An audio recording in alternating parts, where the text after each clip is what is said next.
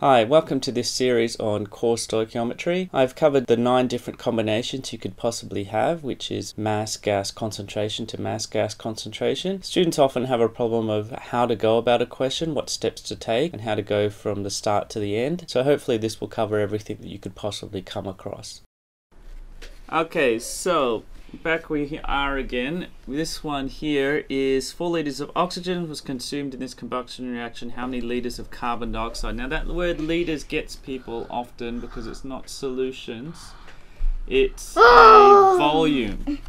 Alright, so the volume, because you should know that, because oxygen, it's STP is a gas, and carbon dioxide at STP is a gas. And you know how many liters of gas that is from your data booklet, which was just shown just then. And so you're expected to know a few of those things. I drew a Dragonite for Mala, and then she drew a Jigglypuff. And then she sang a Jigglypuff song, and I went to sleep. And then she drew on my face, and she thinks that's funny. All right. So, and so for both of these, you're going to use 3 sets of cross multiplication.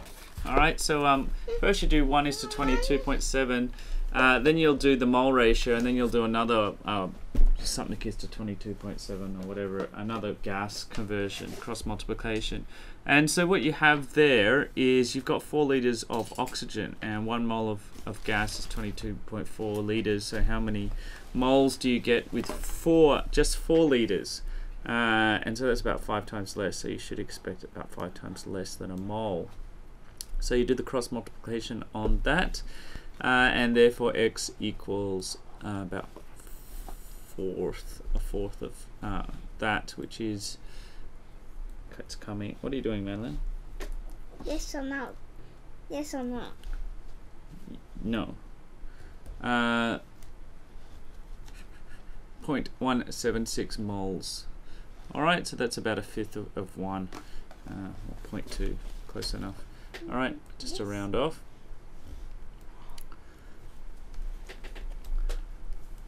Alright, and so the next thing you do is you need the balanced written equation there, and so you've got the mole ratio of 3 moles of oxygen, 2 moles of carbon dioxide.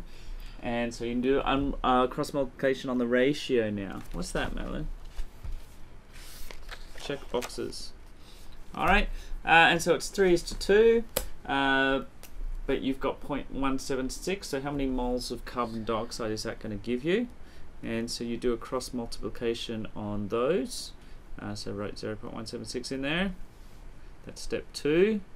This is always step 2. Step 2 is always the mole ratios and the cross multiplication, but because we're starting and finishing with gases, step 1 and 3 have also got a cross multiplication in there. So do the cross multiplication.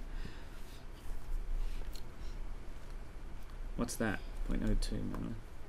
You're writing the numbers down. It's 3 minutes and 2 seconds. Although it's going to be slightly more when I put the bit on the front. Maybe I should get rid of the bit on the front. Alright, and so x gives us divided by 3. 2/3 of that. Slightly less than 0.176 moles of CO2. Are you going to do chemistry when you get older, Madeline? I guess not. Alright, 0.117 moles of carbon dioxide. So that's how many moles of carbon dioxide we're going to get from 4 liters of oxygen. And so the last thing the question asked us for was turn that into how many liters of carbon dioxide we're going to get. So there we go. Once again, 1 mole is 22.7 liters. Now that IB doesn't actually ask this question very often because it's technically IGCSE. So they tend to go for the PV equals nRT ones, which really gets people all the time. Almost gets everybody all the time. Alright, I'd like to know the percentages on people that get the PV and RT's questions correct. And so we finish with 2.67 decimeters cubed, 2.67 liters of CO2, and we're done. Okay, now there's a fair bit left on the end of this, and I think it's kind of important because, especially for multiple choice questions, is that the fact that it is all gases are ideal, which they're not, but we're saying they're ideal, so you can actually skip the idea of converting between moles and liters, because it'll be the same thing. So if you have 4 liters of oxygen, the mole ratio is actually the volume ratio as well. And that's kind of an important point